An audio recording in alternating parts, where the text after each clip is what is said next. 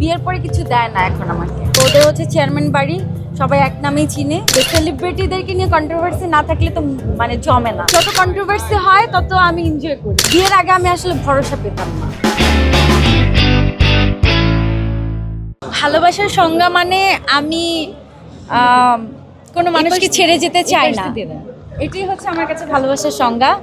আর আমার কাছে মনে হয় ভালোবাসা শুধু মুখে বললে ভালোবাসা হয় না, এটা অন্তর থেকে ফিল করতে হয়।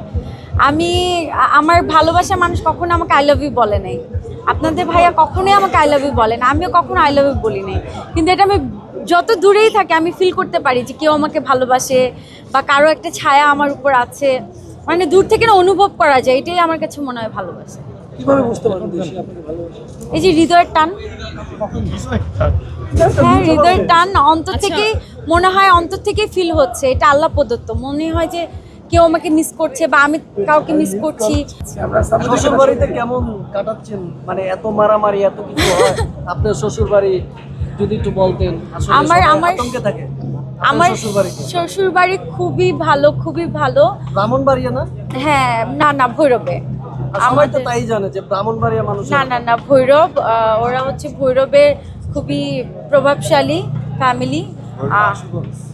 হ্যাঁ আশুগঞ্জ। এই তোমাদের ভৈরবে আশুগঞ্জ না? এখনো শ্বশুরবাড়ি যান? শিমুলকান্দি। তো ওদের হচ্ছে চেয়ারম্যান বাড়ি, সবাই এক নামেই চিনে। তো আলহামদুলিল্লাহ আমার শ্বশুরবাড়ির ফ্যামিলি খুবই নম্র ভদ্র, খুবই বিনয়ী। ওরা আমাকে অনেক আদর করে, আমি অনেক সম্মান পাই আমার শ্বশুরবাড়িতে। এটাই হচ্ছে আপু, ভাইয়ার সাথে আপনার প্রেমের 6 বছরের মধ্যে ভালোবাসা দিবসে কি সারপ্রাইজ পেলেন, যদি এটা একটু বলতেন। ভালোবাসা দিবসে এই যে একটা প্রেমের সময় প্লাস বিয়েতে। প্রেমের সময় ডায়মন্ডের রিং গিফট পেয়েছি, শাড়ি গিফট পেয়েছি, অনেক মানে অ্যাক্সেসরিজ, জুয়েলারি, মেকআপ আইটেম অনেক কিছু গিফট পেয়েছি। আর বিয়ের পরে তো বউ হয়ে গেছি, বিয়ের পরে কিছু দেয় না এখন আমাকে। বিয়ের পরে বলে যে সবই তো তোমার। সো বিয়ের পরে ওর ব্যাংক অ্যাকাউন্ট সব কিছু আমার কাছেই থাকে, যা মনে হয় আমি কেনাকাটা করি। এখন মনে হয় কি যে অযথা কেনাকাটা করে টাকা নষ্ট করার কি দরকার, আমার তো সবই আছে, অযথা কিছু কেনাকাটা করি না। যখন যেটা প্রয়োজন মনে হয় ওইটাই কিনি। প্রেমের আগে বিয়ে সুন্দর ছিল নাকি বিয়ের পর প্রেম সুন্দর? বিয়ের পর প্রেম অনেক বেশি সুন্দর। বিয়ের পরে সামাজিকতা আছে, রেসপেক্ট আছে। বিয়ের আগে আসলে আমাদের লুকিয়ে প্রেম করতে হতো, যেটা আমার কাছে খুব অকওয়ার্ড লাগতো। আপনারা মিডিয়ার অনেকে আছেন, ভয়ে ভয়ে থাকতাম যে কখন যেন ফ্ল্যাশ হয়ে যায়। আবার পারিবারিকভাবে অনেক ঝামেলা ছিল। সো বিয়ের পরে আমার কাছে এটা অনেক রেসপেক্টফুল।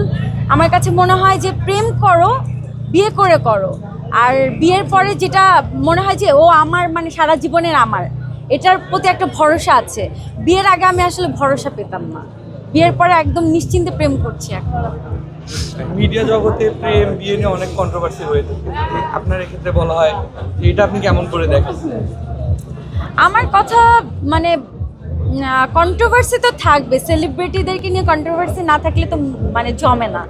সো যত কন্ট্রোভার্সি হয় তত আমি এনজয় করি।